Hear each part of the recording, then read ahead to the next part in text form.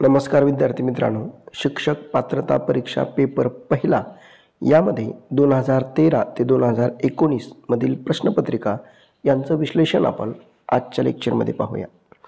आज आपण बालमानसशास्त्र व अध्यापनशास्त्र 2019 मधील प्रश्नपत्रिका पाहूया। बालकाला लाभणारा अनुवंश हा रंगसूत्रे व रंगमण्याच्या सहाय्याने गर्भधारणेच्या वेळी निश्चित होतो, त्यात बदल करता येत नाही। अनुवंश याविषयी खालीलपैकी कोणतं विधान योग्य नाही? बालकाच्या शरीर रचनेवर, स्नायू संस्थेवर अनुवंशाचा प्रभाव असतो। कातडीचा रंग, केसाचा रंग इत्यादीवर अनुवंशाचा प्रभाव असतो। आईवडिलांनी प्राप्त केलेले ज्ञान, कौशल्य, अभिरुची पुढील पिढीत संक्रमित होते। मानसिक गुणधर्मापैकी बुद्धिमत्ता ही अनुवंशी प्राप्त होते। उत्तर आहे, आई वडिलांनी प्राप्त केलेले ज्ञान, कौशल्य, अभिरुची पुढील पिढीत संक्रमित होते। जसे की शारीरिकमध्ये जर आपण पाहिलं तर रंग, आकार, उंची, आयुष्यमान। बुद्धिमत्तेमध्ये जर आपण पाहिलं तर बुद्धिमत्ता एका पिढीकडून दुसऱ्या पिढीकडे संक्रमित होत असते। स्वास्थ्यासंबंधी जर आपण पाहिलं तर गर्भधारणेवेळी शरीर स्वस्थ असेल तर बालकाची वाढ व बालकाचा विकास चांगला होतो। याउलट मन अस्वस्थ असेल तर बालकाची वाढ व विकास चांगला होत नाही। स्वभाव, आईवडिलांच्या स्वभावाचा परिणाम हा बालकावरती होत असतो। बालकाचे व्यक्तिमत्व त्याचे पालक तसेच शिक्षक पूर्णपणे विकसित करू शकत नाही। नेक्स्ट, अनुवंश व परिस्थिती हे दोन्ही घटक व्यक्तिविकासामध्ये महत्त्वाची कामगिरी बजावतात। खाली दिलेल्या घटकांमध्ये कोणता घटक फक्त अनुवंशावर अवलंबून असतो? मानसिक विकास, पक्वतेचे वय, व्यक्तिमत्व, भावनिक जीवन। उत्तर आहे पक्वतेचे वय। अनुवंश व परिस्थिती हे दोन्ही घटक व्यक्तिविकासामध्ये अतिशय महत्त्वाची भूमिका बजावत असतात। दिलेल्या पर्यायापैकी पर्याय क्रमांक 2 जर आपण पाहिला तर पक्वतेचे वय घटक फक्त अनुवंशावर अवलंबून आहे। इतर सर्व घटक म्हणजेच मानसिक विकास, व्यक्तिमत्व, भावनिक जीवन हे घटक परिस्थिती, परिसर यावरती अवलंबून आहेत। नेक्स्ट, संवेदना निर्माण होण्यासाठी खालीलपैकी कोणकोणत्या बाबीची गरज असते?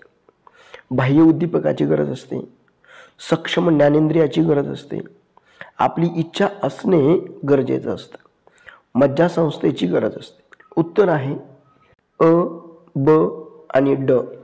संवेदना आणि अवबोधन प्रतिमा म्हणजे अवबोध म्हणजे अर्थपूर्ण संवेदना आणि संवेदना म्हणजे अर्थरहित ज्ञान। ज्या क्षणी संवेदनेला अर्थ प्राप्त होतो त्या क्षणी संवेदनेला अवबोध होतो। संवेदनेची वैशिष्ट्ये जर आपण पाहिली तर काही वेळा संवेदना आंतरिक स्वरूपाची असते।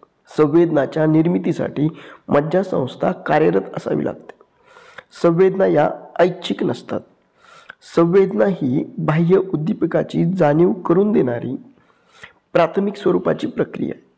प्रत्येक प्राण्याची संवेदना क्षमता भिन्न असते। अर्भकाच्या बाबतीत निर्भळ, शुद्ध, स्वच्छ संवेदना असतात। संवेदनेला अर्थ प्राप्त झाला की अवबोध तयार होतो। प्रौढ व्यक्तीत शुद्ध संवेदना नसतात। संवेदना ही ज्ञान प्रक्रियेतील महत्त्वाची प्राथमिक बोधात्मक प्रक्रिया आहे। ज्ञानेंद्रियाच्या क्षमतेवर संवेदना क्षमता अवलंबून असते। प्राथमिक स्वरूपाची मानसिक क्रिया म्हणजे संवेदना होय। कोणतीही संवेदना निर्माण होण्यासाठी बाह्य उद्दीपकाची आवश्यकता असते।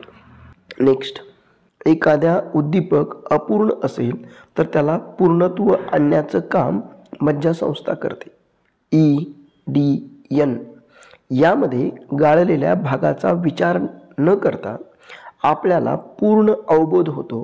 हे अवबोधाच्या खालीलपैकी कोणत्या तत्वामुळे घडतं? सानिध्य, समावेश, सातत्य, साधर्म्य। परंतु सदर प्रश्न हा छपाईच्या चुकीमुळे महाराष्ट्र राज्य परीक्षा परिषद पुणे यांच्याकडून अंतिम सूचीमध्ये मात्र रद्द केला होता। म्हणजे आपल्याला जाणवणाऱ्या अवबोधात बाह्य उद्दीपकांचे घाट दिसतात। बाह्य उद्दीपकाचं वर्गीकरण करताना काही तत्वाचा अवलंब करता येतो, जसं की सानिध्य, म्हणजे तीन तीन ठिपक्यांचे गट आहेत. जसं की सादृश्यांमध्ये जर आपण पाहिलं तर लहान वस्तू मोठ्या वस्तू एकत्र ठेवल्या तर लहान उद्दीपकांच्या वर्गीकरणाच्या कोणकोणत्या वस्तूंचा एक मोठ्या वस्तूंचा एक गट असे दोन गट दिसतात. जसं की रेषा, वर्तुळे, चौकोन हे दिसू शकतात. त्यांच्या सादृश्यामुळं विशिष्ट आकार पुन्हा पुन्हा असल्याचं सादृश्य पण जाणवतं. अखंडत्व म्हणजे जोडलेल्या बिंदूंचा गट जर आपल्याला पाहायला मिळाला तर हे बिंदू जोडून त्रिकोण तयार होतो, म्हणजे याला अखंडत्व येते. समावेश जाड पत्र्यावर किंवा कागदावर अक्षरं कापून खुर्च्या, टेबल, कपाट यावर नावे टाकलेली असतात. वास्तविक ती पूर्ण नसतात, तुटक असतात, पण आपले मन मोकळ्या जागा भरून काढते. ती अक्षरं आपणास पूर्ण दिसतात. मनाचा कल जसं की पुस्तक बाहेरून उघडलं की आतून हा बोध मनाच्या कलावर अवलंबून असतो.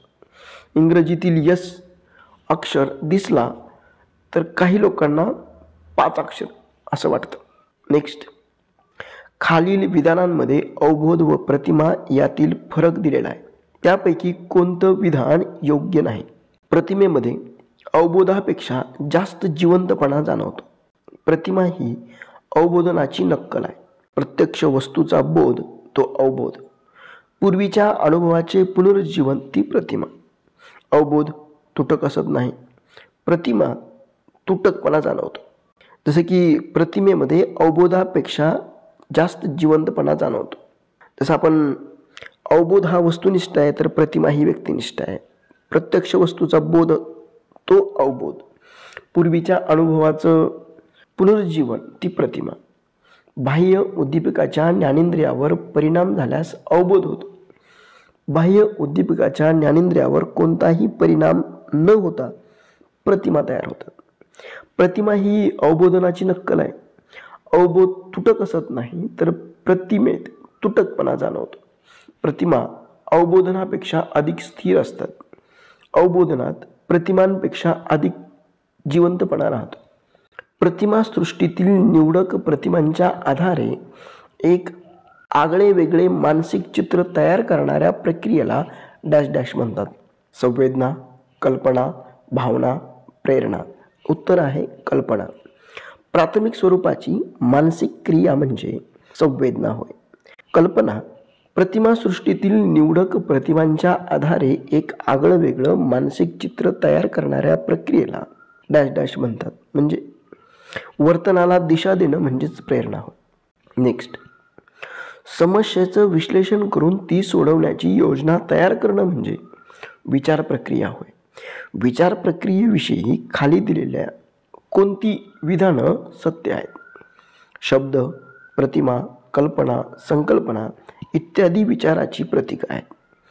लहान मुले प्रतीकाद्वारे विचार करू शकतात. कारक कौशल्याच्या आधारे मुले विचार करू शकत नाही. पुष्कळ वेळा आपण तर्काने विचार करतो. उत्तर आहे अ आणि ड. जसं आपण पाहतो की शब्द, प्रतिमा, कल्पना, संकल्पना ही विचाराची प्रतीक आहेत. लहान मुले प्रतीकाद्वारे विचार करू शकत नाहीत. कारक कौशल्याच्या आधारे मुले विचार करू शकतात. पुष्कळ वेळा आपण तर्काने विचार करतो. नेक्स्ट, खाली दिलेल्या उदाहरणामध्ये कोणते उदाहरण हे विचार प्रक्रियेतील संबोधनात्मक स्तराचे उदाहरण आहे? रेडिओवरील गाणे ऐकताना त्यातील गेयता, स्वर, ताल, आशय इत्यादी विषयीचा विचार करणं. कॉफी पिताना तिचा स्वाद व चव याविषयी विचार करणं. दिलेल्या विषयावर निबंध लिहिताना विचार करणं. सूर्योदय पाहताना निसर्ग सौंदर्यासंबंधी विचार करणं. उत्तर आहे दिलेल्या विषयावर निबंध लिहिताना विचार करणं. डॉक्टर बेंजामिन ब्लूम यांनी सर्वंकष मूल्यमापनाच्या क्षेत्राची किंवा त्रिविध अंगाची कल्पना मांडली. बोधात्मक क्षेत्र, ज्ञान, आकलन, उपायोजन, कौशल्य. क्रियात्मक क्षेत्र, अनुकरण, क्रिया कौशल्य, अचूकता, संधिकरण, स्वाभाविकरण. भावात्मक क्षेत्र, अवधान, प्रतिसाद, मूल्यनिर्णय, संघटन, मूल्यसमूह. यानुसार प्रश्नात बोधात्मक स्तराचे उदाहरण विचारलेले आहे. त्यामुळं या स्तरात ज्ञान, आकलन, उपाययोजन, कौशल्य या टप्प्याचा वापर होणं गरजेचं आहे. नेक्स्ट, स्मरणाचा प्रमुख घटक ग्रहण यावर परिणाम करणारा एक घटक म्हणजे अनुभवाचं स्वरूप. अनुभवाच्या स्वरूपांमध्ये खालीलपैकी कोणती बाब येत नाही? चेतकाची तीव्रता, अर्थपूर्णता, व्यक्तीची मनोवृत्ती, चेतक स्त्रोत. उत्तर आहे व्यक्तीची मनोवृत्ती. अनुभवाचं स्वरूप हे बाह्य उद्दीपिका यावरती अवलंबून असते. बाह्य उद्दीपिकालाच चेतक असं म्हटलं जातं. म्हणून चेतकाचा स्त्रोत योग्य असणं गरजेचं. तसेच चेतकाची तीव्रता जेवढी अधिक तेवढीच त्या चेतकापासून अर्थपूर्णता जास्त प्राप्त होते व घेतलेला अनुभव जास्त काळ स्मरणात राहतो. म्हणून अनुभवाच्या स्वरूपांमध्ये चेतक स्त्रोत, चेतकाची तीव्रता व अर्थपूर्णता या बाबी समाविष्ट होतात. खाली दिलेल्या विधानामध्ये विस्मरणाविषयीचे कोणतं विधान योग्य नाही? ज्या गोष्टीचं संस्करण झालेलं नसतं त्याचे विस्मरण होतं. विस्मरण होणं म्हणजे धारणेचा अभाव होय. भावनिक उद्रेकाच्या स्थितीत शिकलेल्या गोष्टीचं विस्मरण होत नाही. शारीरिक व मानसिक स्वास्थ्य चांगले नसताना शिकलेल्या गोष्टीची धारणा चांगली होत नाही आणि विस्मरण होतं. उत्तर आहे भावनिक उद्रेकाच्या स्थितीत शिकलेल्या गोष्टीचं विस्मरण होत नाही. विस्मरणाची वैशिष्ट्ये जर आपण पाहिली तर पठनानंतर ज्या क्रिया घडतात त्याचा विस्मरणावर परिणाम होतो. थकव्यांमुळं मेंदूच्या कार्यक्षमतेवर परिणाम होतो व विस्मरण होते. मानसिक धक्का किंवा मेंदूला इजा झाली असेल तर विस्मरण होतं. मेंदूवर उमटणाऱ्या ठशांचा उपयोग केला नाही तर विस्मरण होतं. तीव्र दुःख, चिंता, भीती, अतिशय आनंद यामुळं विस्मरण होतं. अध्ययनाच्या वेळी अध्ययनार्थीच्या झोपेच्या तंद्रीत असेल तर विस्मरण होऊ शकतं. खालीलपैकी कोणती प्रेरणा ही मनोसामाजिक प्रेरणा नाही? संपादन, संलग्न, कुतूहल व संशोधन, उत्सर्जन. उत्तर आहे उत्सर्जन. प्रेरणेची सुरुवात गरजेतून होते. शारीरिक प्रेरणा खाणे, पिणे, झोपणे, विश्रांती, मलविसर्जन, तापमान नियंत्रण शारीरिक किंवा आंतरिक गरजा आहेत. व्यक्तिगत प्रेरणा कृती, पुनरावृत्ती, यश व अपयश, अभिरुची, प्रतिष्ठा मिळवणं, जीवनविषयक ध्येय गाठणं ह्या व्यक्तिगत प्रेरणा आहेत.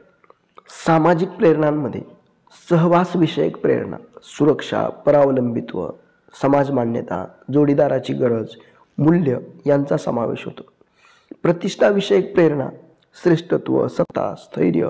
नेक्स्ट, बुद्धिगुण हे मज्जापेशी व मज्जातंतू यांच्या जोडणीवर अवलंबून असतात. जोडणीची गुंतागुंत जेवढी अधिक तेवढी बुद्धीची श्रेष्ठता अधिक, असे मत थॉर्नडाईकने बुद्धीच्या कोणत्या उपपत्तीमध्ये मांडले? शक्तिवादी उपपत्ती, संख्यात्मक उपपत्ती, द्विघट उपपत्ती, अनेक घटक उपपत्ती. उत्तर आहे संख्यात्मक उपपत्ती. नेक्स्ट, भावनिक बुद्धिमत्ता ही संकल्पना सन 1995 मध्ये जगासमोर आणणारे मानसशास्त्रज्ञ म्हणजे डॅश डॅश होय. Peter Salovey, William James, Daniel Goleman, John Mayer. उत्तर आहे डॅनियल गोलमन. भावनिक बुद्धिमत्ता ही संकल्पना प्रथम जॉन मेयरे व पीटर स्लॉव्ही यांनी मांडली. 1980 मध्ये स्वजाणीव, भावनिक नियंत्रण इत्यादीचा समावेश केला. आत्मप्रचिती यात समावेश, आत्मनिरीक्षण या क्षमतांचा विकास केला. आत्मप्रचिती, समावेश, आत्मनिरीक्षण या क्षमतांचा केला. डॅनियल गोलमन यांनी विस्तृत अभ्यास केला व भावनिक बुद्धिमत्ता ही संकल्पना 1995 मध्ये जगासमोर आणण्याचं महान कार्य त्यांनी केलं. परीक्षेत कमी गुण मिळाले तर प्रश्नपत्रिका फार अवघड होती असे म्हणणे म्हणजे डॅश डॅश संरक्षण यंत्रणेचा वापर करणं. नकारात्मक, आत्मताडन, तादात्म्य आणि प्रेक्षेपण. उत्तर आहे प्रेक्षेपण. संरक्षण यंत्रणा म्हणजे वर्तनाचं समर्थन करण्याच्या पद्धतींना, मानसिक तंत्रांना संरक्षण यंत्रणा असं म्हणतात. त्याचे जर प्रकार आपण पाहिले तर दिवा स्वप्न आहे. जीवनातील इच्छा व स्वप्न पूर्ण झाली नाहीत तर त्या व्यक्ती दिवसा स्वप्न पाहतात. समर्थन, एखाद्या कृतीत आपली चूक झाली असताना ती मान्य न करता वाटतील अशा सबबी सांगणं म्हणजे समर्थन करणं होय. प्रेक्षेपण म्हणजे आपल्या अपयशाचं खापर दुसऱ्याच्या माती मारणं म्हणजे प्रेक्षेपण. प्रतिपूरण एखाद्या क्षेत्रात यश मिळवता नाही आले तर त्याची भरपाई दुसऱ्या क्षेत्रात यश मिळवून करणं. विस्थापन एखाद्याचा राग हा दुसऱ्याच्या व्यक्तीवरती काढणं. दमन आपल्या मनात येणाऱ्या वाईट वासना विचार दडपून टाकण्याच्या कृतीला दमन असं म्हटलं. दांभिक आजार कठीण परिस्थितीतून सही सलामत बाहेर पडण्यासाठी व माघार घेण्यासाठी आजारी असण्याची एक प्रकारची बतावणी करणं. आत्मताडन म्हणजे स्वतःला शिक्षा करून घेणं. तादात्म्य म्हणजे आपली प्रतिष्ठा वाढवण्यासाठी काही व्यक्ती प्रसिद्ध व्यक्तीच्या छायेत राहतात. नकारात्मकता असहकार ठेवून काही वेळा समायोजन साधण्याचा प्रयत्न केला जातो. नेक्स्ट, मानसिक संघर्ष कमी करण्याचे उपाय या बाबतीत खाली काही विधानं दिली आहेत. त्यापैकी कोणतं विधान अयोग्य होय? संघर्ष निर्माण झाला असता विनाकारण कारणमीमांसा करत बसू नये. निर्णय तडीस नेण्याचा प्रयत्न करावा. वगळलेल्या गोष्टीचा फार विचार करू नये. अधिक अनुभवी व्यक्तीचा सल्ला घ्यावा. उत्तर आहे, संघर्ष निर्माण झाला असता विनाकारण कारणमीमांसा करत बसू नये. म्हणजे मानसिक संघर्ष निर्माण झाल्यासाठी पुढील गोष्टी कराव्या. ज्यामध्ये ज्या गोष्टीमुळे संघर्ष निर्माण झाला आहे त्या गोष्टीची कारणमीमांसा करावी, जेणेकरून मानसिक संघर्ष सोडवण्यामध्ये मदत होईल. मानसिक संघर्ष निर्माण झाल्यानंतर आपण घेतलेला निर्णय हा तडीस नेण्याचा प्रयत्न करावा. त्यामुळं समस्या सुटण्यास मदत होते. एखादी समस्या सोडवत असताना आपण ज्या गोष्टी सोडून दिलेल्या आहेत त्याचा जास्त विचार करत बसू नये. जर विचार करतच बसलो तर मानसिक संघर्ष अजून निर्माण होईल. जेव्हा समस्यांमुळं मानसिक संघर्ष निर्माण होतो तेव्हा ही समस्या सोडवण्यासाठी किंवा मानसिक संघर्ष कमी करण्यासाठी तज्ज्ञ व अनुभवी व्यक्तीचं मार्गदर्शन घ्यावं. नेक्स्ट, अध्ययन संक्रमणात घटकांमध्ये सामान्यीकरण होतं, पण संक्रमण होण्यासाठी त्या विषयातील एखादी कृती सहेतुक ध्येयनिष्ठ उद्दीपिका समोर ठेवून करावयास सांगितलेली तर ती अधिक परिणामकारक होते.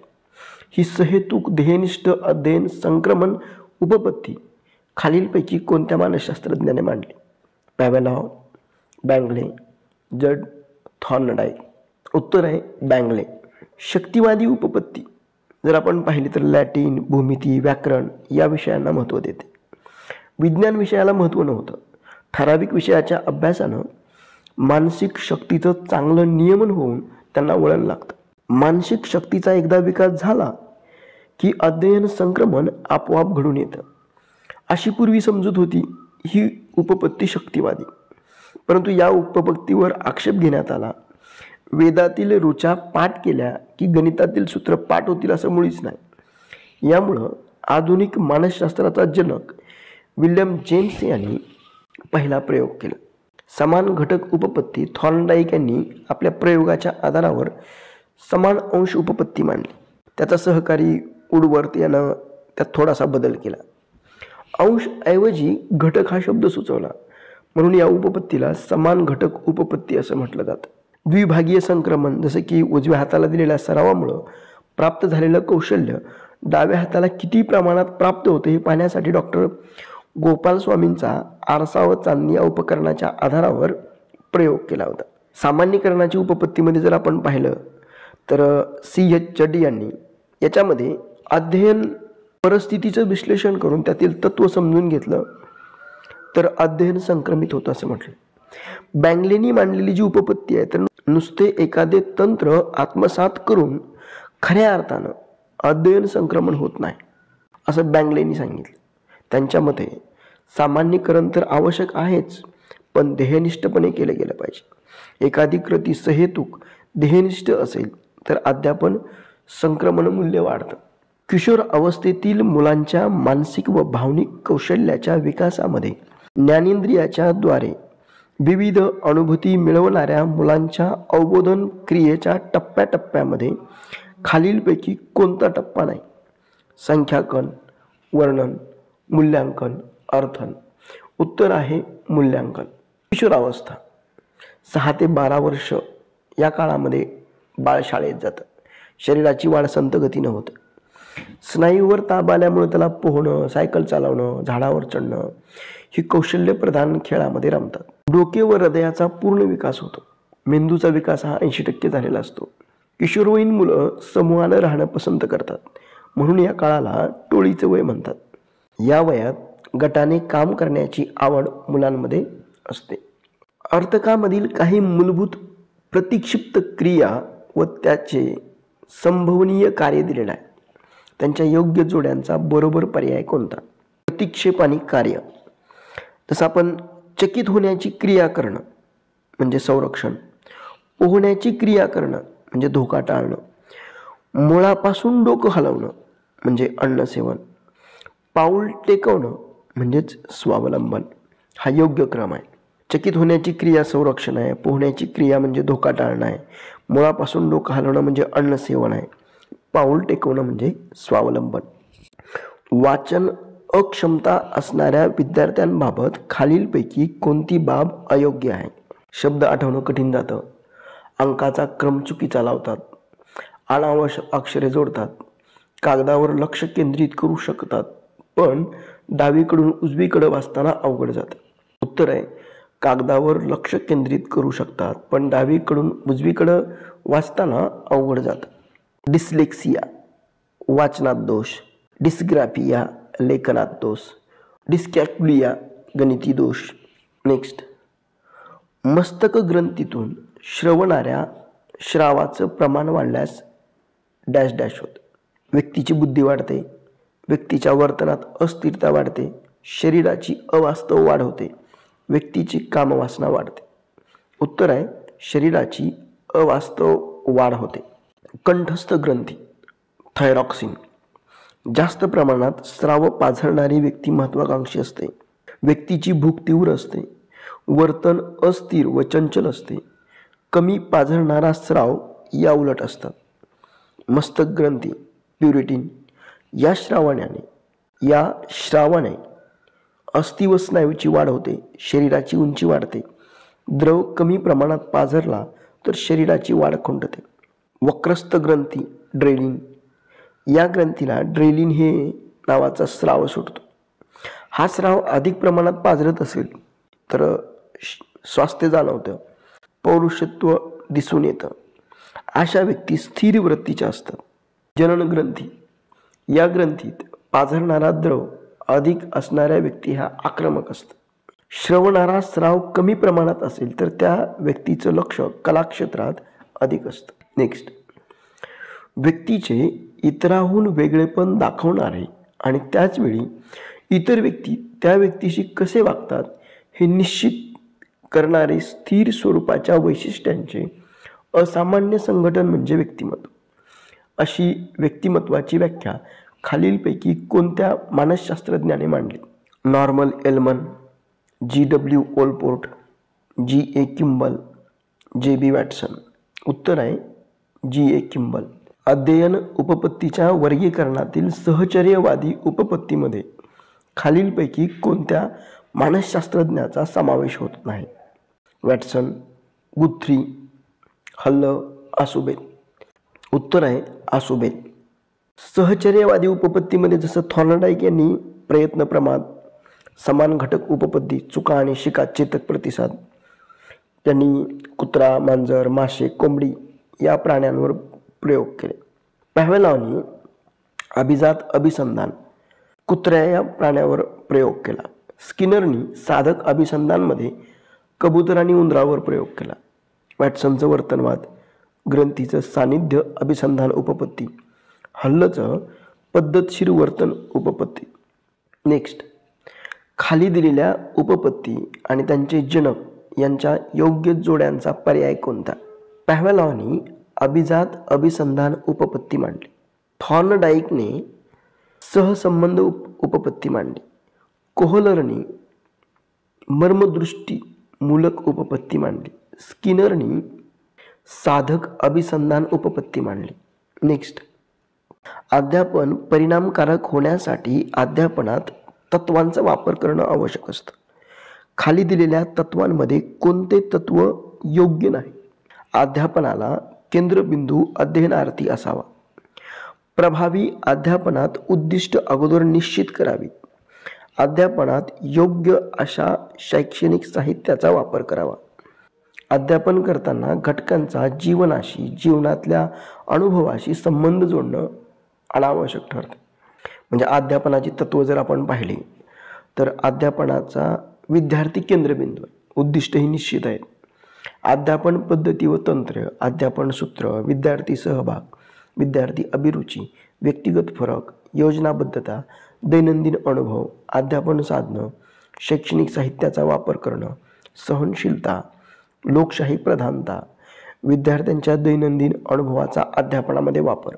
खालीलपैकी कोणत्या प्रतिमांचे उद्दिष्ट हे विद्यार्थ्यांची वैशिष्ट्य व सुप्त शक्तीचा बोध होऊन विकास करणं, त्याद्वारे सामाजिक वातावरण व एकूण पर्यावरणाशी सृजनशील संबंध प्रस्थापित करण्यास मदत करणे हे आहे. व्यक्तिगत विकास प्रतिमाने, ज्ञान प्रक्रियाकरण प्रतिमाने, वर्तन परिवर्तन प्रतिमाने, सामाजिक अंतरक्रिया प्रतिमाने. उत्तर आहे व्यक्तिगत विकास प्रतिमाने. नेक्स्ट, व्यक्तीच्या अवबोधात्मक, ज्ञानात्मक, प्रेरणात्मक, भावनात्मक रचनेमध्ये विशिष्ट स्थितीला अथवा वातावरणाला अनुरूप जे वाचिक, कारक, भावात्मक पातळीवर बदल होतात त्यांना अध्यापन म्हणतात. अशी अध्यापनाची व्याख्या खालीलपैकी कोणत्या मानसशास्त्रज्ञाने केली? फ्रॅडसेन, नॉर्मन एलमन, वुडवर्थ, मर्फी. उत्तर आहे फ्रॉडसेन. नॉर्मन एलमन अध्ययन या प्रक्रियेद्वारे आपल्या वर्तनात कमी अधिक प्रमाणात परंतु कायमस्वरूपी बदल घडून येतो. मर्फी, वर्तन व अवबोध या दोन्हीतील सुधारणा म्हणजे अध्ययन होय. फोर्ड, अनुभवाच्या साहाय्यानं व्यक्तीच्या वर्तनात हळूहळू घडून येणारे बदल म्हणजे अध्ययन होय. वुडवर्थ, विविध प्रकारे विकास घडवून आणणारी अनुभव व परिस्थिती यांचे स्वरूप पूर्वीपेक्षा निराळे करणारी प्रक्रिया म्हणजे अध्ययन होय. मॉर्गन, प्रयत्न किंवा पूर्वानुभव यामुळं मानवी वर्तनात घडून येणारी सापेक्षता, कायमस्वरूपाचे बदल म्हणजे अध्ययन. खाली दिलेल्या विधानांमध्ये कोणते विधान अध्ययनाचं वैशिष्ट्य दाखवते? सर्व प्राण्यांचे अध्ययन सारखे असते. दीर्घकाळ सराव केला नाही तरी त्याचे स्मरण राहते. अध्ययनामुळं आकलन होतं. अध्ययन ही जलद घडणारी प्रक्रिया आहे. उत्तर आहे अध्ययनामुळं आकलन होतं. अध्ययन हे सहेतुक असतं. उद्दिष्टाशिवाय अध्ययन संभवत नाही. अध्ययन हे नेमकं कृतीद्वारे घडत असतं. अध्ययन ही आजन्म चालणारी प्रक्रिया आहे. अध्ययन ही सातत्यानं चालणारी प्रक्रिया आहे. प्रत्येक अनुभव नवीन काहीतरी शिकवणारा असतो. अध्ययन टिकाऊ स्वरूपातील अपेक्षित बदल होतात. सर्व प्राण्यांचे अध्ययन सारखं नसतं. प्रत्येक प्राणी जगण्यासाठी अध्ययन करत असतात.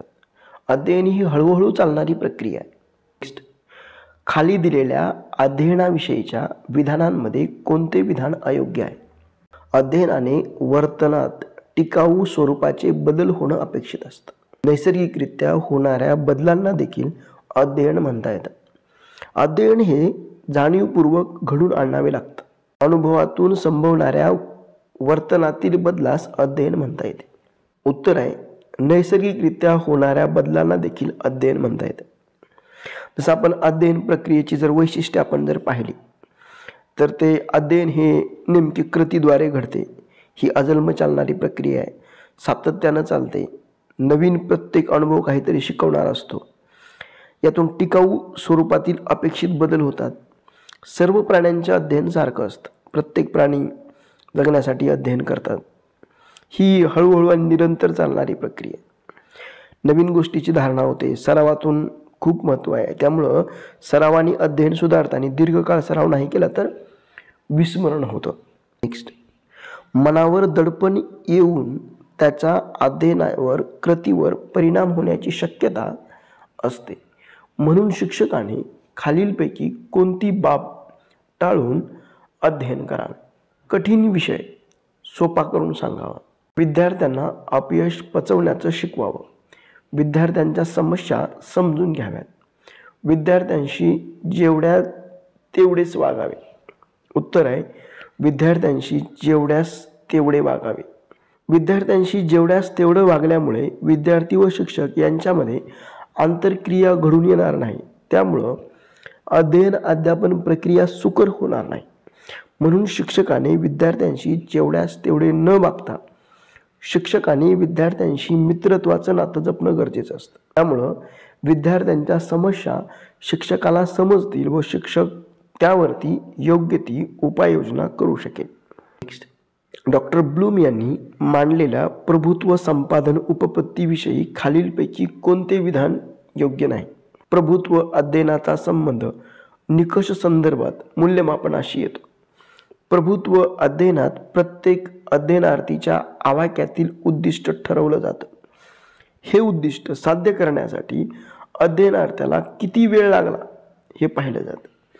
ज्यावेळी अध्ययनार्थी अपेक्षित टप्पा गाठतो त्यावेळी त्याचं अध्ययन झालं असे समजतात. उत्तर, हे उद्दिष्ट साध्य करण्यासाठी अध्ययनार्थीला किती वेळ लागला हे पाहिलं जातं.